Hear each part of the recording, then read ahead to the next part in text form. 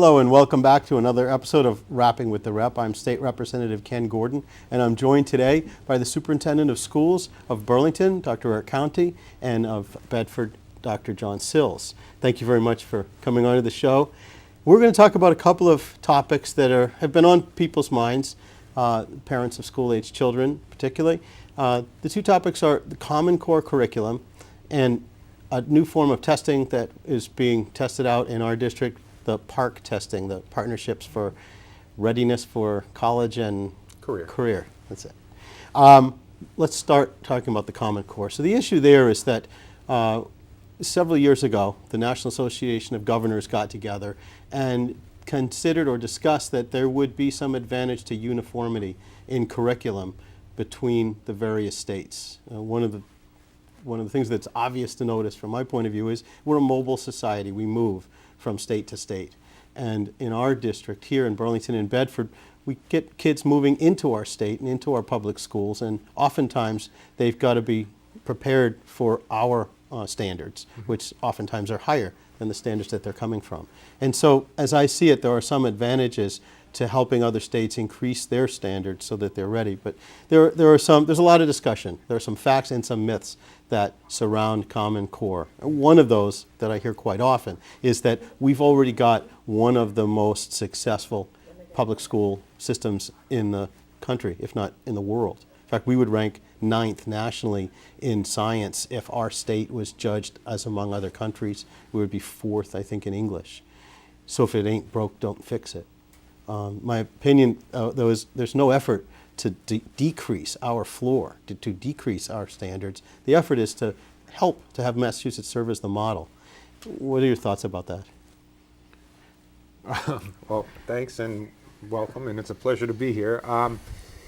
What I would say is that I think one of the other drivers for implementing a Common Core was the performance of Massachusetts. I think there are many other states who wanted to emulate Massachusetts in terms of their performance, and I think part of the Massachusetts formula has always been high levels of expectations established for kids. So when you looked at the Massachusetts frameworks to begin with, they were very rigorous to start with, and I think the initial reaction from the State Board of Education, at least from what I remember 4 or 5 years ago, was they did not want to join the Common Core as a part of it because they didn't want to weaken Massachusetts standards at all. And in fact, I think technically the State Board didn't adopt the Common Core. They have adopted a sort of a version of the Common Core that is the Massachusetts frameworks. I think we still refer to them as the Massachusetts frameworks. I think they have a lot in common with the Common Core, but I think that, at least from my understanding, one of the drivers ultimately of bringing Massachusetts into the conversation was a commitment not to lower the standards in the expectations. I'm not sure if that was a common understanding. I think that's true. I do think that while Massachusetts clearly has some of the best schools in the nation and in the world, and Bedford particularly is impacted by kids who are transient because of our educating kids from Hanscom Air Force Base, and we get kids from all over the world, all over the country, who have worked very hard but aren't necessarily as prepared relative to Massachusetts standards. But I do think that the Common Core goes beyond that, and I think even Massachusetts had a margin for growth. And the Common Core, I think, is pushing all states to move in the direction of kind of centralizing higher order thinking as the core of what learning is about. And while there's been plenty of that in Massachusetts, Common Core systematizes that and makes it essential for all students to learn. And in that sense, I think that it's an advancement. It's an advance for Massachusetts as well. One of the interests that I have in that is that, for example, if a student learns the facts of history, when, where, and how, that's sort of halfway there, maybe 3/4 of the way there. But applying that knowledge, why do I need to know what happened? Why do I need to know the events that led up to the Civil War, for example? It already happened. But to be able to use that knowledge and apply it today is important. And is that the type of higher level thinking that we're referring to? Sure, I like to think of the Common Core is focused largely on what I would refer to as intellectual skill development rather than just on discrete knowledge. And we deliver our curriculum in the context of lots of information, but learning that information is not an end in and of itself. It's the ability to process that information, make sense of that information, analyze that information, use it in new ways. Those are transferable skills for college and for the career and for careers. And the Common Core emphasizes those kinds of skills.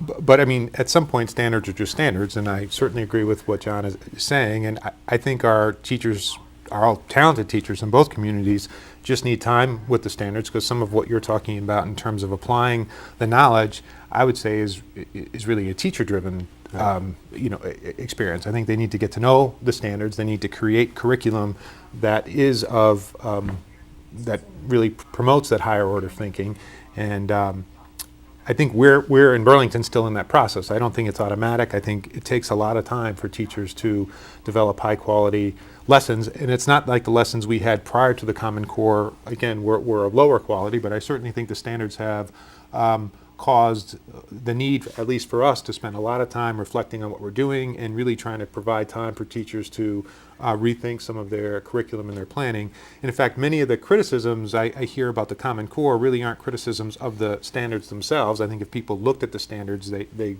relatively innocuous. I think sometimes it's the curriculum or the way people are getting to the standards that might be causing some of the consternation around. And again, I think knowing our communities as I do, I think our teachers are doing a phenomenal job really trying to make the standards accessible for all learners and all kids, and really trying to promote that higher order thinking. But a lot of that's a classroom, I think, like a classroom priority, at least from our conversation. Yeah, in our schools, I'm sure that goes on already. It does, and it has for some time, and that's why we welcome the Common Core as coincident with the work that we've already been doing. However, I think there are aspects of the Common Core that have pushed us in ways that we might not have moved so quickly. And some of those are good and some of those are bad. So for example, I think the emphasis in reading for many years in the elementary schools was on fluency, and now there's much greater emphasis on understanding and interpretation. Young kids are being asked to identify idioms and motifs in ways that we reserved for the upper grades, and I think that really actually is appropriate in most ways. But there are also aspects of the Common Core I think that the jury is out on and won't come in on for some time, where we've pushed some expectations into the lower grades that we really just don't know if they're developmentally appropriate. So, for example, in math, it used to be that first graders we're adding 2 sets of double-digit numbers. Now they have to add 4. Or kindergarten was counting to 30. Now they have to count to 100. That may be appropriate, but I think it's too early to tell. And What's your experience? No, again, I would concur as well. I think the most sort of pushback we've had developmentally has been in the early education, probably K2, and I think that's been a larger shift. The simplified sayings, what kindergarten's the new first grade or something like that. Mm-hmm. And I just think I think the jury's out on some of that. And again, some of our teachers, I think, feel the kids can do it. Others feel it's developmentally inappropriate. And I think we'll see. And we're trying. I think, given our small size, and we talked about our districts and the idea that we're sort of broken up. Again, I think our teachers have, again, a lot of autonomy in a sense, and they're following the standards. But again, I think in their hands, even high levels of expectations can be presented in a developmentally appropriate way. And I just think we need time. And this isn't a light switch. When you change standards, it's not automatic. It's not about buying new textbooks. It's not about stuff. It's really about talented professionals knowing their kids, knowing their abilities, and then really, I think, targeting that instruction and adjusting their instruction moving forward. I mean, that's the professional part of what it is our teachers are doing. And again, the work of schools, the work of standards is happening, again, not in superintendent's offices, it's happening in the classroom. So, right, and in the upper grades especially, is there the freedom for the teachers to determine how they'll arrive at these standards? In other words, does the Common Core, it talks about goals, but it doesn't necessarily talk about how to get there. Or does it? No, that's essentially true. I think that, again, our experience in our upper grades particularly, which have been working at this kind of learning for some time, our teachers have been very focused on projects that engage students in a much deeper fashion. And there's still room for that with the Common Core. Again, that's the benefit of it not being about having to cover a certain amount of discrete knowledge as much as developing these particular dispositions and intellectual skills, which you can do in the context of lots of different subject matter. Yeah, I mean, I get from a local, especially a local level, and a statewide level, we're doing quite well here, and we're placing our students in work and postgraduate settings quite well. From a national level, I think there are states that are looking at ways to keep up internationally. We look at the number of international students that are coming in. Sure. It's increasing all the time.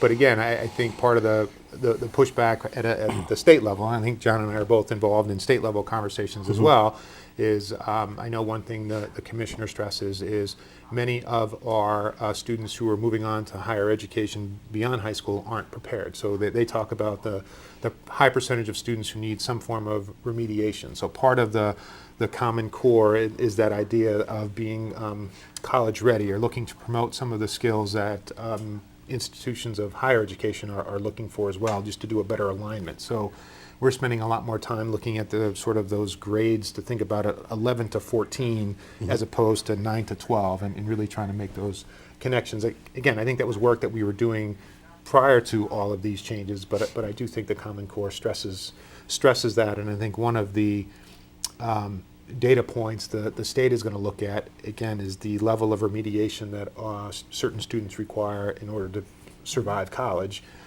Because I think nationally, again, I think up to 50% of our students aren't surviving their first year of college. So, I mean, I think it's aligning those expectations that I think is part of this conversation as well. And I think that speaks to another impetus for the Common Core and all of ed reform in the last decade or so, which has to do with equity. And again, while Massachusetts outperforms most nations, we have a very diverse range of achievement within our schools. And not all of our kids are performing at the level that they need to be performing at. And so Common Core is yet one more way of saying all students need to have that level of skill and that level of proficiency. And in that way, it's, again, a welcome initiative. Right, our towns and cities have a very different level of performance. And when kids move from one town to another, one city to a town, or vice versa, oftentimes they're playing catch up. I think we need to be mindful of that town to town, and again, I'll speak for our town by itself. I think we also need to be mindful of that within our own town borders. We have to make sure that, again, we're answering equity questions within Burlington as well. So I think it's something that we think we're constantly trying to be mindful of, and we want every child to be successful. However we're trying to define that success locally. I mean, specifically, when our kids come back from college, they traditionally tell us that they feel better prepared in terms of the level of rigor they've experienced in terms of these skills than all of their roommates and friends. And yet at the same time, we have students who we know when they get to college have to take remedial courses. So, we're producing both kinds of students, and our goal is to get all students to the level that those first students are at. Well, the issue of equity comes up in this, I think, the second part of our conversation, which is a good transition now to talk about the new testing that's being developed now, and potentially we'll go into, because the decision hasn't been made yet, but you're both involved in the testing of the PARC test services. No, why don't you open it? I know John's actually done some great writing on this, and I think he's been, again, leading a big part of the conversation, not only locally, but statewide. So why don't you go ahead and lead? So my opinion about PARC is, again, the jury's out. I think that I would start by saying that in Bedford we welcome a new generation of tests that will actually assess this higher order thinking. And will, and because as much as you try to avoid it, tests tend to, drive instruction. And we have always said that we would not be driven by MCAS. We would aim above it.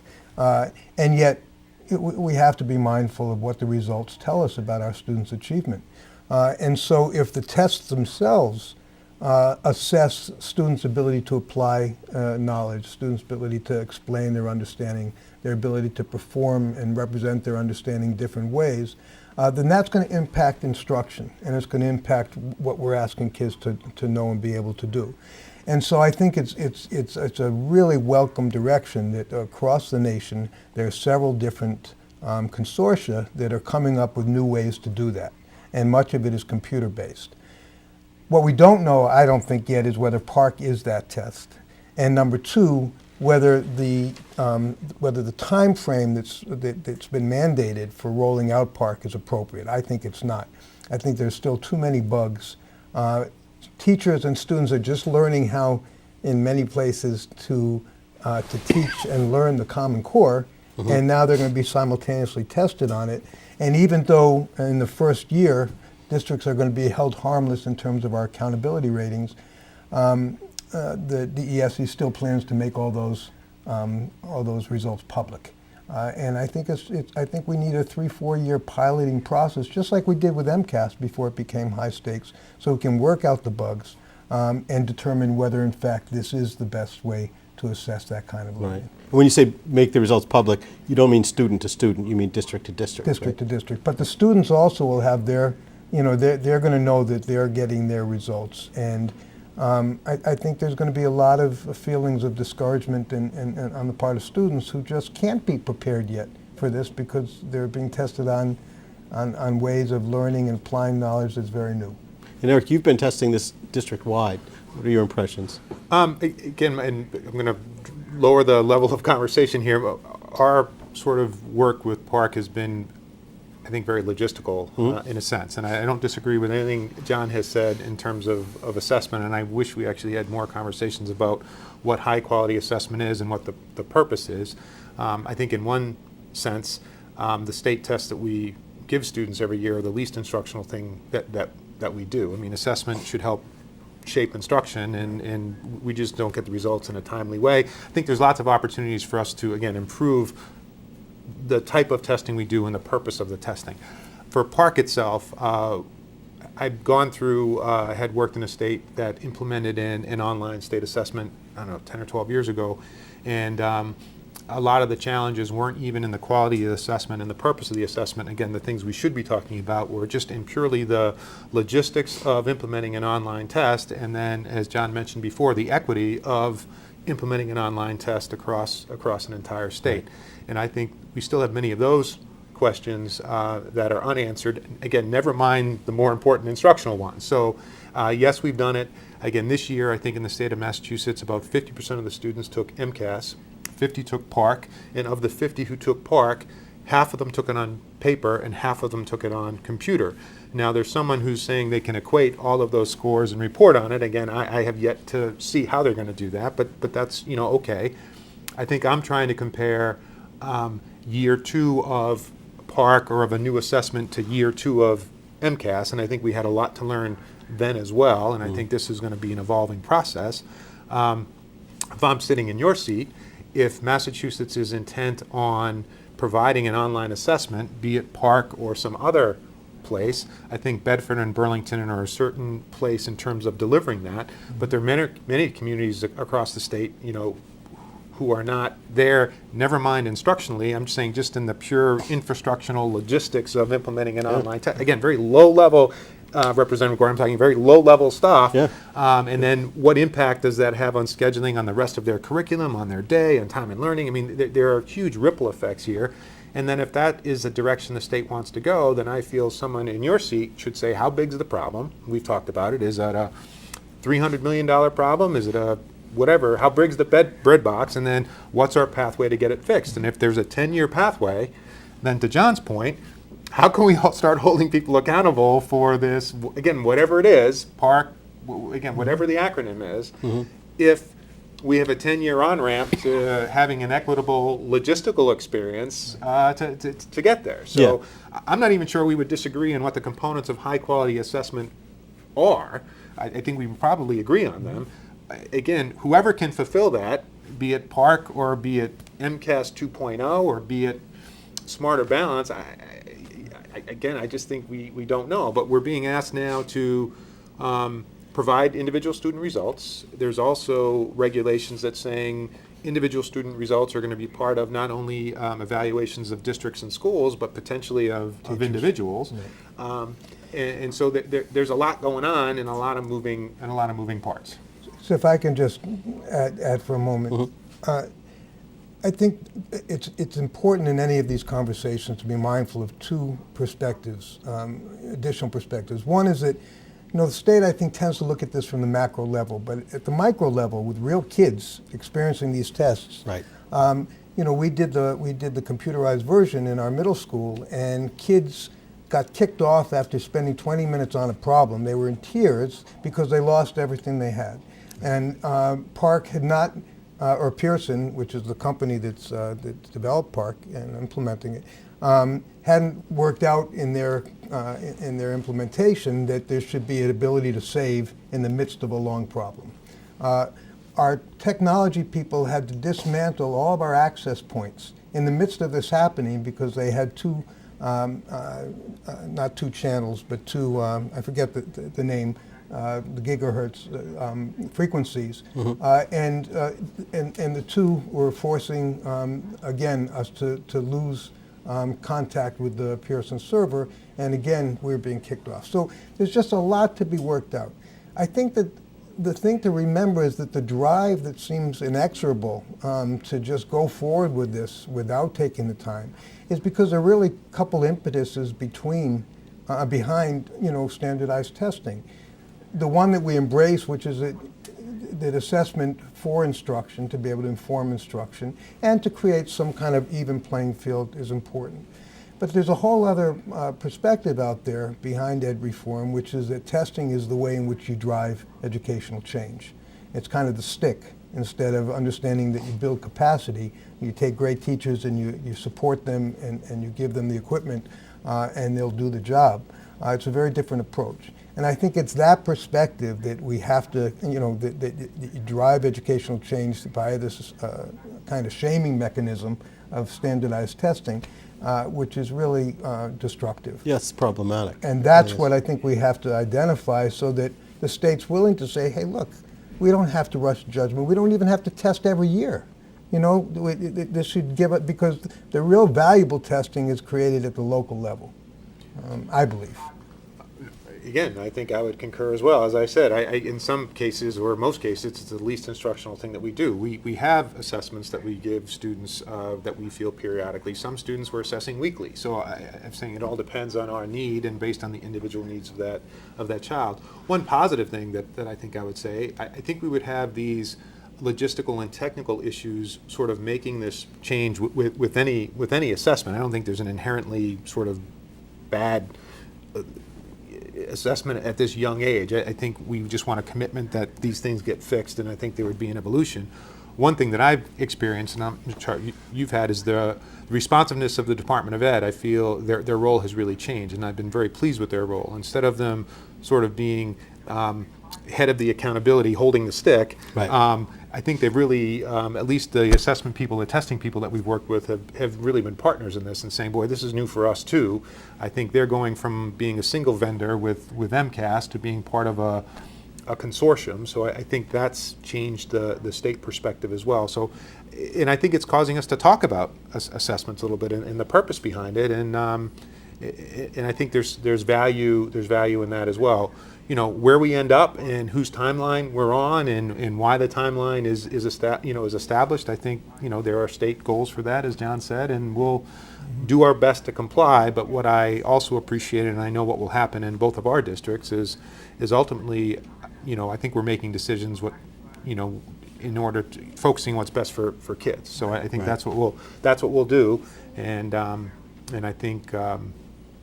We'll continue to do that, moving forward. But there's a huge state role in this, and I think there's a very important role in terms of the state legislature and again, sort of the funding part of that. Right. And I think, as a percentage, I think both of our communities, we have a very proportionally a relatively smaller amount coming from the state and federal government as compared to some of our other communities. So. I think the stakes are maybe higher elsewhere. I think we would both be prepared into, again, I think we would love to get to what's high quality assessment and then be part of those conversations moving forward. And I think that's where we'd like to be. Yeah, it's a different kind of a challenge for many of our communities, but they all face one or the other. And certainly, the state's not going to be in a position to equip, for example, every school, every town, and every city with an online computer mechanism right off the bat. So we've got to decide. We're going to have some schools taking a paper test, and how are we going to equate those? How is it going to be equal to those that aren't? But, and again, John, I don't mean to jump in, but I don't think you can think about those questions year to year either. I think if the state says this is a goal we have and we want to get there in 10 years, then at least you have a map, or 5 years, at least you have you have a map to do that. And I think some of the timelines that we've at least have been expressed with some of the changes, I think have been not necessarily have allowed us to focus on quality, which I think we both would sort of prefer. And again, I don't want to speak for you, but I think you've made that point already. So yeah, there's a balance that we have to reach, because there are parents that realize a 10-year plan is important, and without planning, you end up going nowhere. We end up going nowhere. However, their children will be out of school in 5 years or 6 years, and they're saying, well, but how about us? And so we're looking at that as well. sure, yes. So, But that's why I think there needs to be an open conversation about what the purpose of the testing is. Right. And everything should be driven by purpose, and there should be some clarity about that, so that we can, I want to reiterate, we welcome a generation of tests that really assess complex thinking, the ability to apply what you learn, and the ability to really be ready for college and career. The real work of that is what's being done in our classrooms, not in the test, but the test can be a real supplement to that, or a complement. But again, for that to be useful and effective, it takes time to develop it. And I just don't think there's the need to rush that process. No, it's a good exercise. It's a good goal, but we've got to reach it carefully, as we did when MCAS started. Mm-hmm. We've got to look at it. but even the purpose of MCAS, I think, has shifted away from its real design, and I think they have used MCAS scores to compare performance district to district, and it's not an assessment designed to do that. But yet every year in the globe they rank. They rank school districts, and it's not an assessment that's designed to do that. No. And if we get the results, 3 months after the students leave, it's really not an assessment that drives instruction. I think from a macro scale, it looks at, are we delivering state standards? Are we testing students on the content that we should be testing? But again, from an individual student perspective, and I think we're getting the signal that I need to stop. So, John, we said an hour it would be nothing for us. So you have to have a 6-hour conversation. I'm sorry. That's okay. It's a fascinating topic, and I'm not surprised we went over a little bit. But we'll have you back if we could, because this is an ongoing discussion. It's important. Education is the central focus for us in the state. I'm State Representative Ken Gordon. Thank you very much for joining us on Rapping with the Rep. See you next time.